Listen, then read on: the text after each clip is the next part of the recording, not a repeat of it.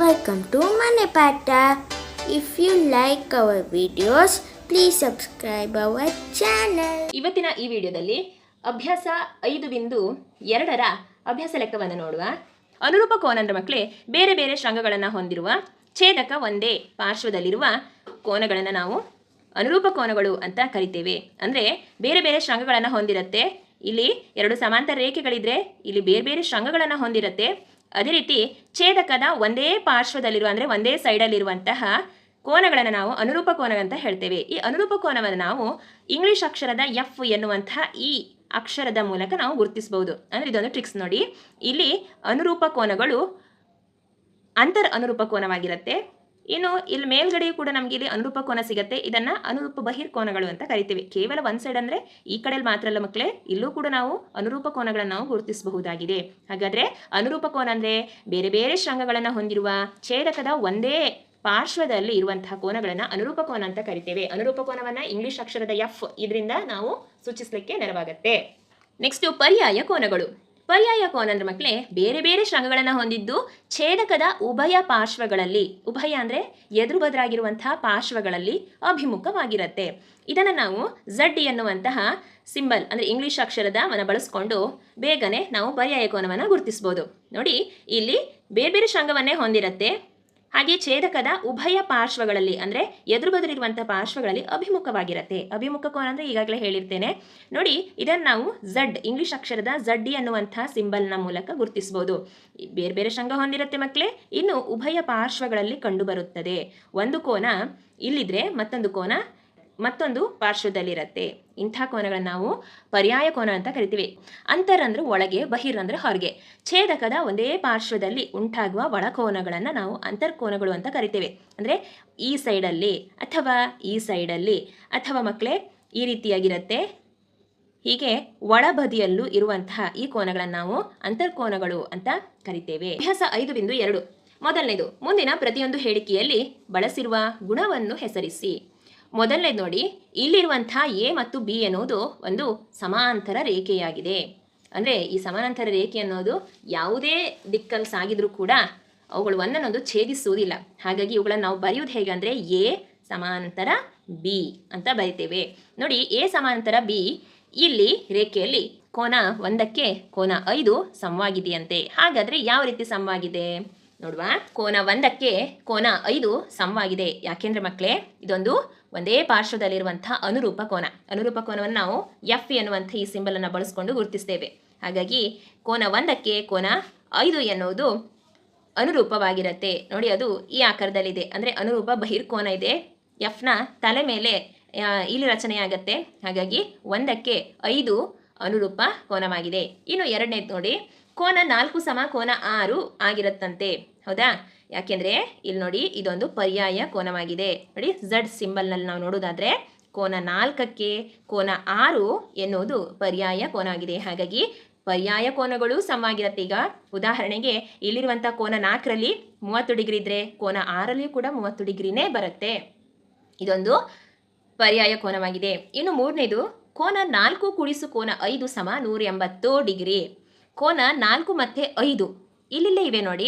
ಇವುಗಳನ್ನು ನಾವು ಏನಂತ ಕರಿತೇವೆ ಅಂದರೆ ಅಂತರ್ಕೋನಗಳು ಅಂತ ಕರಿತೇವೆ. ಒಳಗಿರುವಂತಹ ಕೋನಗಳು. ಇಲ್ಲಿ ಅಂತರ್ಕೋನಗಳ ಮೊತ್ತ ನಮಗೆ 180 ಡಿಗ್ರಿ ಸಿಗಬೇಕು ಮಕ್ಕಳೇ. ಹಾಗಾಗಿ 4 ಮತ್ತು 5 ಈ ಕೋನಗಳನ್ನು ನಾವು ಕೂಡಿದಾಗ 180 ಡಿಗ್ರಿ ಸಿಗುತ್ತೆ. ಯಾಕೆಂದರೆ ಒಂದೇ ಪಾರ್ಶ್ವದಲ್ಲಿರುವಂಥ ಒಂದೇ ಸೈಡಲ್ಲಿರುವಂತಹ ಅಂತರ್ ಪರಿಪೂರಕ ಕೋನಗಳಾಗಿರ್ತವೆ. ಮುಂದಿನವುಗಳನ್ನು ಗುರುತಿಸಿ. ಇಲ್ಲೊಂದು ಚಿತ್ರ ಕೊಟ್ಟಿದ್ದಾರೆ. ಎ ಬಿ ಒಂದು ಸಮಾನಾಂತರ ರೇಖೆಯಾಗಿದೆ. ಮೊದಲನೇ ನೋಡಿ, ಅನುರೂಪ ಕೋನಗಳ ಜೋಡಿಯನ್ನು ಗುರುತಿಸಬೇಕು. ಅನುರೂಪ ಕೋನಗಳು ಹೇಗಿರುತ್ತೆ ಮಕ್ಕಳೇ? ಎಫ್ ಈ ಸಿಂಬಲ್ನ ಮೂಲಕ ನಾವು ಗುರುತಿಸಬಹುದು. ಹಾಗಾಗಿ ಕೋನ 4ಕ್ಕೆ ಕೋನ 8 ಅನುರೂಪ ಆದರೆ ಕೋನ 3ಕ್ಕೆ ಕೋನ 7 ಅನುರೂಪವಾಗಿದೆ. ಇನ್ನು ಕೋನ 1ಕ್ಕೆ ಕೋನ 5, ಇನ್ನು ಕೋನ 2ಕ್ಕೆ ಕೋನ 6 ಎನ್ನುವುದು ಅನುರೂಪ ಜೋಡಿ ಕೋನಗಳಾಗಿವೆ. ಇನ್ನು ಪರ್ಯಾಯ ಕೋನ ಝಡ್ ಆಕಾರದ ಮೂಲಕ ನಾವು ಗುರುತಿಸಬಹುದು. ಕೋನ 5, ಕೋನ 2ಕ್ಕೆ ಕೋನ 8 ಎನ್ನುವುದು ಪರ್ಯಾಯ ಅಂತರ್ಕೋನಗಳಾಗಿವೆ.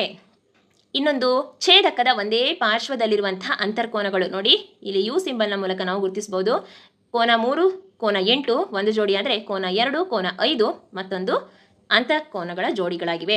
ಇನ್ನು ಶೃಂಗಾಭಿಮುಖ ಕೋನ ಈಗಾಗಲೇ ತಿಳ್ಕೊಂಡಿದ್ದೇವೆ. ಎದುರು ಬದಲಿರುವಂತಹ ಕೋನಗಳು ಕೋನ 4 ಕೋನ 2, ಇನ್ನೊಂದು ಕೋನ 1 ಕೋನ 3. ನೆಕ್ಸ್ಟ್ ಕೋನ 8, ಕೋನ 6, ಕೋನ 5, ಕೋನ 7 ಇವುಗಳು ಶೃಂಗಾಭಿಮುಖ ಕೋನಗಳಾಗಿವೆ. ಮೂರನೇದು, ಚಿತ್ರದಲ್ಲಿ ಪಿ ಕ್ಯೂ ಎನ್ನುವುದು ಸಮಾನಾಂತರ ರೇಖೆಗಳಾಗಿವೆ. ಗೊತ್ತಿಲ್ಲದ ಕೋನವನ್ನು ಕಂಡುಹಿಡಿಬೇಕು. ಕೋನದ ಅಳತೆ ಕೊಟ್ಟಿದ್ದಾರೆ, 125 ಡಿಗ್ರಿ ಇದೆ. ಇನ್ನುಳಿದವುಗಳನ್ನು ABCDEFಗಳನ್ನು ಕಂಡುಹಿಡಿಯುವ. 125 ಡಿಗ್ರಿಗೆ ಎದುರು ಶೃಂಗಾಭಿಮುಖವಿರುವಂತಹ ಕೋನ 125 ಡಿಗ್ರಿ ಆಗಿರುತ್ತೆ. ಇನ್ನು 125 ಮತ್ತು ಮತ್ತೊಂದು ಕೋನ ಇ ಎಷ್ಟಿರುತ್ತೆ ಅಂದ್ರೆ ಇದು ಒಂದೇ ಸರಳ ರೇಖೆಯಲ್ಲಿ ಏರ್ಪಡುವಂತಹ ಕೋನವಾದ್ರಿಂದ ಕೋನ ಇನ ಬೆಲೆ 55 ಸಿಗತ್ತೆ. ಹಾಗಾಗಿ ಇದಿಷ್ಟು ಕೋನಗಳ ಅಳತೆ ಸಿಕ್ತು. ಯಾಕೆ 55 ಸಿಕ್ತು ಅಂದ್ರೆ ಇದು ಒಂದೇ ಸರಳ ರೇಖೆಯಲ್ಲಿ ಏರ್ಪಟ್ಟಂತಹ ಪಾರ್ಶ್ವ ಕೋನಗಳಾಗಿವೆ. ಒಂದರ ಅಳತೆ 125 ಡಿಗ್ರಿ ಆದ್ರೆ ಮತ್ತೊಂದು 55 ಡಿಗ್ರಿ ಆಗುತ್ತೆ. ಇಲ್ಲಿ ಕೋನ ಇನ ಬೆಲೆ 55 ಆದ್ರೆ ಕೋನ ಎಫ್ ನ ಬೆಲೆನೂ 55 ಇರಬೇಕು. ಯಾಕೆಂದ್ರೆ ಸಿ ಮತ್ತು ಎಫ್ ಗಳು ಶೃಂಗಾಭಿಮುಖ ಕೋನಗಳಾಗಿವೆ. ಹಾಗಾಗಿ ಎಫ್ ನ ಬೆಲೆ 55. ಇನ್ನೋಡಿ, ಕೋನ ಎಫ್ ನ ಬೆಲೆ 55 ಆದರೆ ಎಫ್ಗೆ ಇರುವಂತಹ ಪರ್ಯಾಯ ಕೋನ ಯಾವುದು? ಎ ಅಲ್ವಾ? ಹಾಗಾಗಿ ಪರ್ಯಾಯ ಕೋನಗಳು ಒಂದಕ್ಕೊಂದು ಸಮವಾಗಿರುತ್ತೆ. ಹಾಗಾಗಿ ಎಫ್ 55 ಡಿಗ್ರಿ ಆದರೆ ಎ ಕೂಡ 55 ಡಿಗ್ರಿ. ಯಾಕೆಂದರೆ ಇದೊಂದು ಪರ್ಯಾಯ ಕೋನಗಳಾಗಿವೆ. ನೋಡಿ, ಈ ರೀತಿಯಲ್ಲಿ ನೋಡಿದರೆ ಎಫ್ ಇಲ್ಲಿದೆ, ಇನ್ನು ಎ ಇಲ್ಲಿದೆ. ಇವುಗಳು ಪರ್ಯಾಯ ಕೋನಗಳಾಗಿವೆ. ಇನ್ನು ಎ 55 ಡಿಗ್ರಿ ಆದರೆ ಇಲ್ಲಿ ಸಿ ಕೂಡ 55 ಡಿಗ್ರಿ ಆಗಿರಬೇಕು. ಯಾಕೆಂದರೆ ಎಗೆ ಶೃಂಗಾಭಿಮುಖವಾಗಿ ಸಿ ಇದೆ, ಹಾಗಾಗಿ ಸಿ ಕೂಡ 55 ಡಿಗ್ರಿ. ಇನ್ನು ಡಿ ನೋಡಿ, ಇಲ್ಲಿ ಒಂದೇ ಪಾರ್ಶ್ವದಲ್ಲಿರುವಂತಹ ಅಂತರ್ಕೋನಗಳ ಮೊತ್ತ 180 ಡಿಗ್ರಿಗೆ ಸಮವಾಗಿರಬೇಕು. ಹಾಗಾಗಿ 180ರಿಂದ 55 ಕಳೆದಾಗ ನಮಗೆ ಇಲ್ಲಿ 125 ಸಿಗತ್ತೆ. ಹಾಗಾಗಿ ಡಿ ನ ಬೆಲೆ 125, ಡಿ ನ ಬೆಲೆ 125 ಡಿಗ್ರಿ ಆದರೆ ಬಿ ನ ಬೆಲೆ ಕೂಡ 125 ಡಿಗ್ರಿಯೇ ಆಗಿರಬೇಕು. ಯಾಕೆ ಹೇಳಿ? ಡಿ ಮತ್ತು ಬಿ ಅನ್ನೋದು ಶೃಂಗಾಭಿಮುಖ ಕೋನಗಳು. ಮಕ್ಕಳೇ, ಇದಿಷ್ಟು ಈ ಕೋನಗಳ ಅಳತೆಗಳಾಗಿವೆ. ನಾಲ್ಕನೇದು, ಮುಂದಿನ ಚಿತ್ರದಲ್ಲಿ ಎಲ್ ಸಮಾನಾಂತರ ಎಂ ಆಗಿದ್ದಾಗ ಎಕ್ಸ್ ನ ಬೆಲೆ ಕಂಡು ಹಿಡಿಯಿರಿ. ಈ ಕೋನಕ್ಕೆ ಶೃಂಗಾಭಿಮುಖವಾಗಿ ಈ ಕೋನ ಇದೆ, ಇದು ಕೂಡ 110 ಡಿಗ್ರಿ ಆಗಿರುತ್ತೆ. ಇನ್ನು ಇಲ್ಲಿ ಒಂದೇ ಪಾರ್ಶ್ವದಲ್ಲಿರುವಂತಹ ಅಂತರ್ಕೋನಗಳಾಗಿವೆ. ನೋಡಿ, ಈ ಅಂತರ್ಕೋನಗಳ ಮೊತ್ತ ನಮಗೆ 180 ಡಿಗ್ರಿ ಸಿಗಬೇಕು. 180 ಡಿಗ್ರಿಯಿಂದ 110 ಡಿಗ್ರಿಯನ್ನು ನಾವು ಕಳೆದಾಗ 70 ಡಿಗ್ರಿ ಸಿಗತ್ತೆ. ಹಾಗಾಗಿ ಇಲ್ಲಿ ಕೊಟ್ಟಂತ ಎಕ್ಸ್ ನ ಬೆಲೆ 70 ಡಿಗ್ರಿ. ಯಾಕೆಂದ್ರೆ ಒಂದೇ ಪಾರ್ಶ್ವದಲ್ಲಿರುವಂತಹ ಅಂತರ್ಕೋನಗಳು. ಚಿತ್ರದಲ್ಲಿ 2ರ ಅಳತೆ ಕೊಟ್ಟಿದ್ದಾರೆ, 100 ಮತ್ತು 80 ಕೊಟ್ಟಿದ್ದಾರೆ. ಇನ್ನು ಎಕ್ಸ್ ನ ಬೆಲೆ ಕಂಡುಹಿಡಿಬೇಕು.